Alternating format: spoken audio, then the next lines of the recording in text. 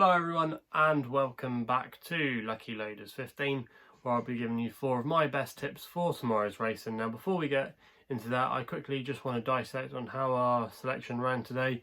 We just put up the one tip in the end, which was Creve Hill in the Old Brian Chase, and in the end he was very disappointing. I thought at one point he might be there or thereabouts in the race. You know, he was just tracking the leader, Phil Hobbs' horse Imperial Presence, and then he did get to the front, and then I thought, right, we're in the perfect position now, no excuses, this is the way he likes to race, and hopefully his stamina would hold out. But in the end he gave way quite tamely, turning into the home straight, you know, and in the end finished well down the field, and it was very disappointing there from him. I really fancied him today because if you look at his record last season, he did really well in his first couple of starts. He went well fresh, and I just thought his stamina edge could really tell in a race of this nature, but it wasn't to be. And in the end it was Nutswell who won the race, who was another big price horse, you know, done absolutely wonders over the last few years in handicaps, and really did deserve his day in the sun. I'm not sure how good the form is, but you still can't take anything away from that horse, and in the end it was a really game and gutsy win by him. So yeah, it was disappointing today, and it's been a disappointing weekend really.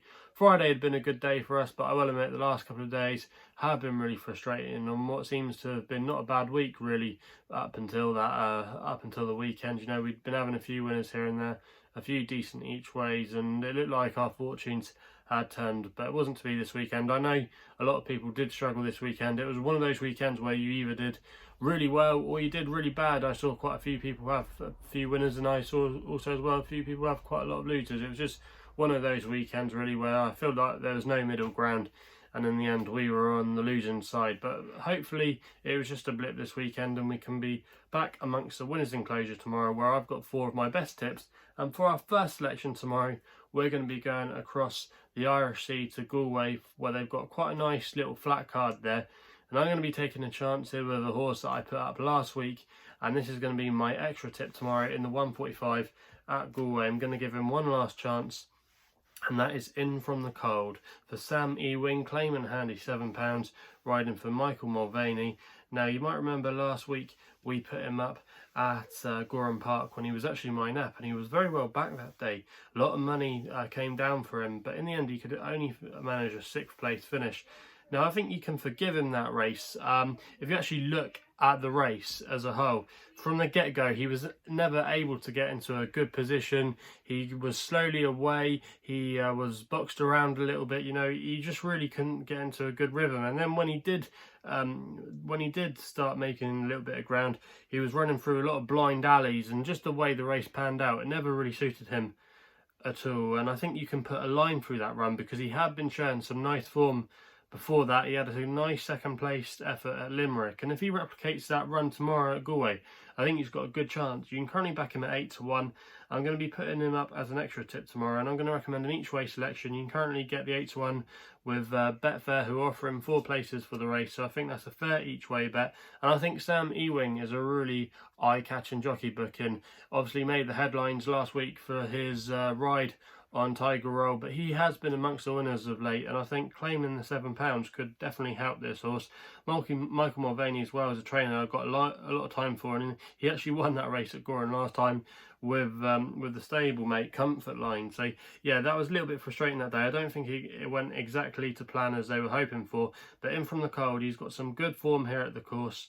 He finished 2nd here at the Galway Festival earlier in the campaign, you know, so I think there's a lot of things in his favour tomorrow, and there will be a lot of pace in here, and I can just see him getting a hold-up ride, and if the leaders get quite tired, I could see him coming with a late bid, and I think he will be there or thereabouts tomorrow, hitting the line hard, and hopefully he can make up for his slightly disappointing effort last week. So he's going to be my first tip of the day. That's In From the Cold in the 145 at Galway as my extra tip. You then go my long shot of the day tomorrow. Now normally with my long shots, you know, I put up an each way selection, but I'm just going to do a win only tip tomorrow for my selection here in the 235 at Leicester with a horse called Overwrite for Sylvester de Souza and Mark Johnson. You can currently back this horse at the time of recording, which is just after 6:30 at 11-1. Now this horse, I think it's going to be a win or bust performance from him tomorrow, and I expect a prominent ride. And I just think the way that Leicester's been riding over the last couple of weeks, you want to be up there, the pace, you know, a lot of horses haven't been coming from behind. And I just think the tactics tomorrow could be key in this race. And Sylvester de Souza, in my opinion, is always best when he's up there on the front, dictating the pace, dictating the sectionals. And I think he could do that job perfectly tomorrow on Overwrite. Now, if we look at Overwrite as a whole, he's not been a bad horse this season. He's had a couple of wins under his belt. He won at Windsor and also as well at Newbury. And he's now down to his last winning mark of 90. You can put a line through that run in the race at Doncaster last time out at the St Leger Festival, where things I just think were against him that day. It's not a track that I normally particularly like for front runners, and like I said, I think you can put a line through that run, and I think the key to him is always to have a little bit of cut in the ground. Now if you look at some of his form last season, especially towards the end, he put some nice performances up with a little bit of juice in the ground, and also as well he ran a really respectable race earlier in the year at Royal Ascot in the Britannia Handicap, which is a race that did work out quite well. So he's had a lot of nice form this season, and I just think having a little breakaway might have just sharpened him up a little bit. Also as well, Mark Johnson team have been in really good form this weekend, cleaning up a couple of Group 1s over in France with Subjectivist, and also as well with Gear Up. So the Yard are coming here tomorrow in good form, and if Sylvester can get an easy time up on the front of things tomorrow, he might just have enough stamina to last home. And the way the race could be deployed, I just think Overwrite is a huge player in this race and is one that I'm keen to be signed in with. So he's going to be my long shot of the day tomorrow, and fingers crossed we can get a good run for our money. We then go with my nap tomorrow, which is already at the time of recording being well backed in the last half an hour. The price has been coming down on this one, and at the current time of recording it's 11-2, and you can currently get that at the Sky Bet. Now my nap tomorrow is going to be running in the 250 at Ayr, and that's a horse called Cockle Bay for Steve McQueen and Lucinda Russell. Now Lucinda Russell's team are in good form today. They had a double at Hexham, and I'm hoping that they can continue their form at Ayr tomorrow. But looking at this horse a little bit deeper, I think he's going to be absolutely tailor-made tomorrow going up in trip. Now he's had a little bit of a hard luck career. I think he's had a few issues along the way because he's had a few gaps in between his races over the years. But if you go back through some of his form, you'll see that he actually won an Irish point-to-point over in Ireland quite nicely over 3 miles in testing ground, and he beat the likes of The Clock Is Ticking and also as well Flash of Steel, and both of them are very capable horses on their day. Easily can be marked up to have a rating of at least 130. So to beat them two suggests that he has a little bit of untapped potential, this horse. And in this race tomorrow, he's going to be running off a mark of 92, which I think is definitely a very workable mark. This doesn't look like the most strong, it doesn't look like a particularly strong race on paper. And I just think off a mark of 92, he might be able to work with that, and stepping up in trip could be really key to him. And like I said, from his point-to-point form, you like to think he can get the 3 miles.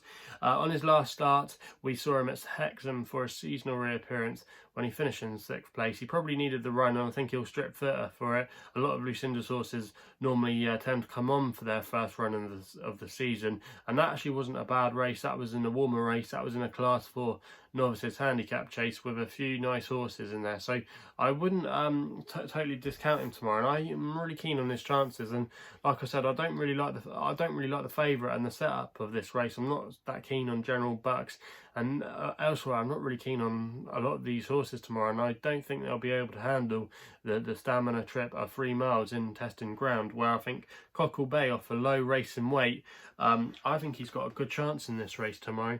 So that's why he's going to be my nap, and you can currently back him at 11-2, and if you can still get that price, I think he's definitely a good one there to go there or thereabouts tomorrow. So that's going to be my nap in the 250 at Ayr.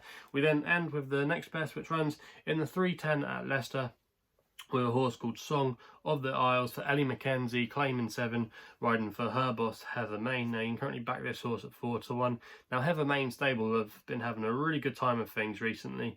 They're operating at 27% strike rate, and if their horses haven't been winning, they've definitely been making the frame, you know.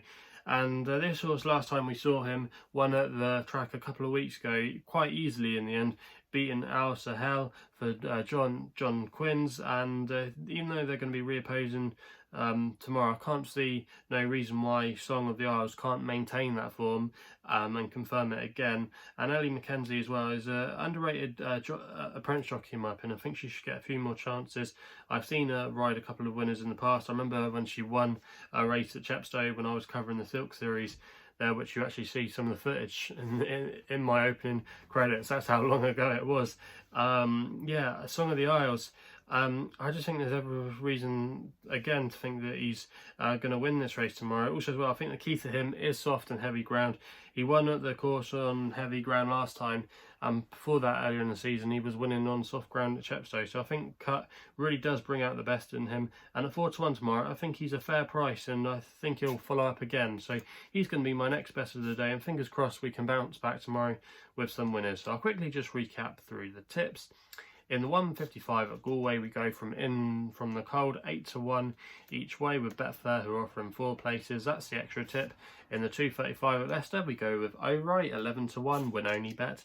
In the 250 at Ayr, we go with Cockle Bay, 11-2 win only bet as my nap. And as my last tip of the day, we go to Leicester with Song of the Isles, 4-1 win only bet. So they're the 4 tips for tomorrow's racing. If you like these videos, please remember to give us a thumbs up, and if you haven't done so already, make sure you subscribe here to my YouTube channel at LuckyLoaders15.